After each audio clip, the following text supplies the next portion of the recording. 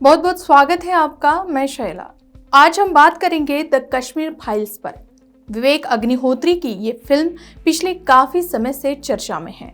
बता दें कि कश्मीर में हुए कश्मीरी पंडितों के नरसंहार पर इस फिल्म को बनाया गया है। फिल्म में अनुपम खेर, मिथुन चक्रवर्ती, दर्शन कुमार, पल्लवी जोशी जैसे कई कलाकार शामिल है। इस फिल्म की कहानी विवेक अग्निहोत्री ने लिखी है और इसका निर्देशन भी उन्होंने ही किया है।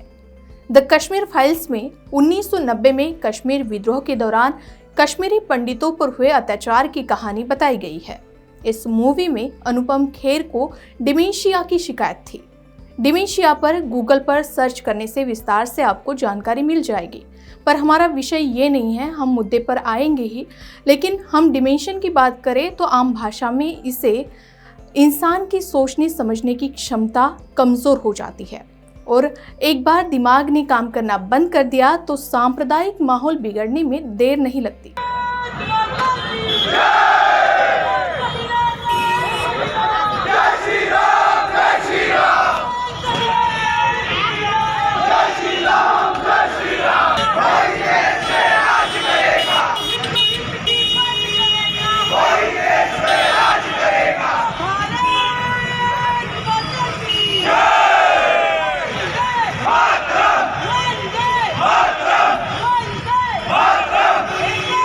ये हमारे देश के नागरिक हैं जो आजकल एक दूसरे के साथ धार्मिक कलह से झगड़ रहे हैं।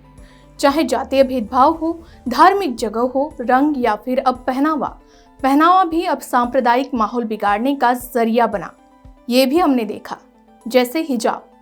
भारतीय संविधान की प्रस्तावना कहती है कि संविधान भारत के लोगों से शक्ति अधिग्रहित करता है, जिसमें धर्मनिरपेक्षता, लोकतांत्रिक, इक्वालिटी, सेक्युलरिज्म, जस्टिस, स्वतंत्रता, समता एवं बंधुता।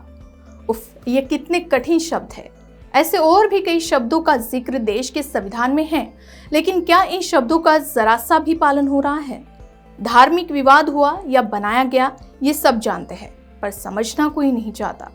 आजकल चुनाव लड़ने के लिए नफरत की राजनीति होती है और इसे नेशनल लेवल पर मैनेज किया जाता है। ऐसा जरूरी नहीं कि जिस राज्य में चुनाव हो उसी राज्य में ये सब हो।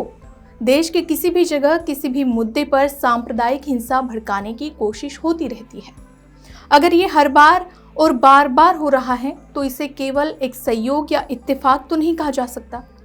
अब मुद्दे पर आते हैं, बात करते हैं इस बार द कश्मीर फाइल्स पर। इस फिल्म को लेकर देश में काफी विवाद चल रहा है। ये फिल्म बॉक्स ऑफिस पर काफी अच्छी कमाई भी कर रही है, लेकिन अब द कश्मीर फाइल्स फिल्म पर भी सांप्रदायिक माहौल बनाने की कोशिश होती हुई दिख रही है। जहां यह फिल्म प्रदर्शित की जा रही है, जैसे महाराष्ट्र में एक थिएटर के बाहर जय श्री राम के नारे लगाए गए, छत्तीसगढ़ में भी खाली थिएटर्स के बाहर हाउसफुल के बोर्ड लगा दिए गए और सोशल मीडिया पर भी फिल्म के प्रमोशन को लेकर विवाद ही विवाद चल रहा है। फिल्म के बारे में बताएं तो द कश्मीर फाइल्स में 1990 में कश्मीर विद्रोह के दौरान कश्मीरी पंडितों पर हुए अत्याचार की कहानी बताई गई है। 1 मार्च को यह फिल्म रिलीज हुई, जिससे 1990 में कश्मीरी पंडितों पर हुए जुल्म और संघर्ष के बारे में दिखाया गया है, जो कि यह फिल्म वास्तविक घटना पर आधारित है। तो 19 जनवरी 1990 की बात की जाए तो इस दिन को कश्मीरी हिंदू दुखद बहिर्गमन दिवस के रूप में याद करते हैं। जनवरी का महीना पूरी दुनिया में नए साल के लिए एक उम्मीद लेकर आता है, लेकिन कश्मीरी पंडितों के लिए यह महीना दुख, दर्द और निराशा से भरा है। जनवरी 1990 में जब कश्मीरी पंडितों को कश्मीर छोड़ने के लिए मजबूर किया गया था, तब भाजपा द्वारा समर्थित केंद्र में वीपी सिंह की सरकार थी और जम्मू और कश्मीर में गवर्नर रूल था। उस वक्त जम्मू कश्मीर के राज्यपाल जगमोहन थे, जो बाद में भाजपा में शामिल हो गए थे।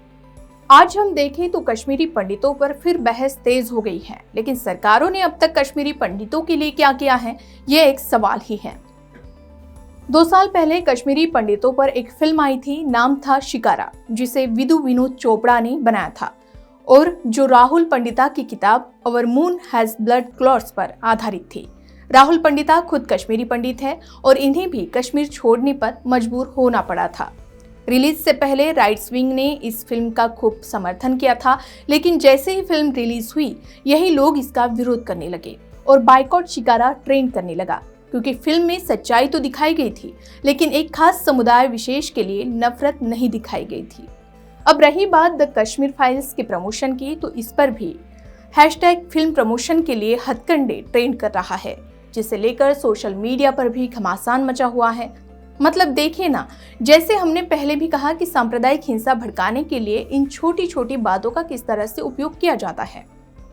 विवेक अग्निहोत्री ने कहा कि द कश्मीर फाइल्स को प्रमोट करने के लिए द कपिल शर्मा शो में उन्हें आने के लिए मना कर दिया गया है, या फिर उनके मूवी में वो बड़े कलाकार नहीं हैं। लेकिन अनुपम खेर ने एक न्यूज चैनल को इंटरव्यू देते हुए सच्चाई बताई है कि कपिल शर्मा शो एक कॉमेडी शो है और द कश्मीर फाइल्स एक गहरा मुद्दा है और ये फिल्म बहुत सीरियस है, इसके लिए मैं शो में नहीं जाना चाहता हूँ।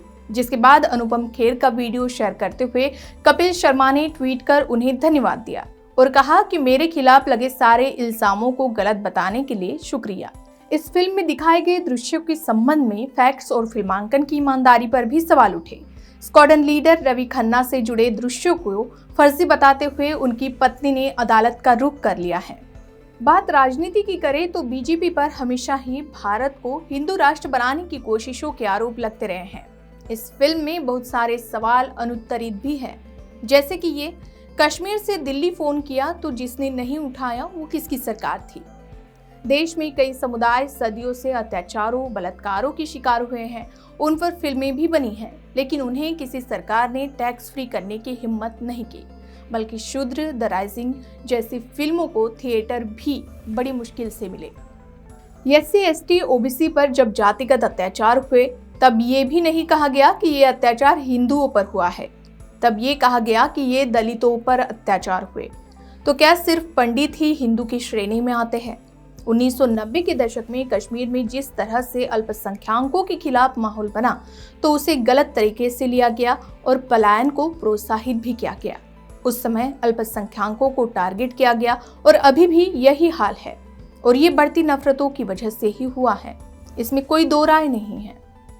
तो द कश्मीर फाइल्स पर आपको यह रिपोर्ट कैसे लगी, हमें जरूर बताएं। साथ ही अन्य खबरों के लिए इक्वालिटी न्यूज के YouTube चैनल को सब्सक्राइब करना ना भूलें।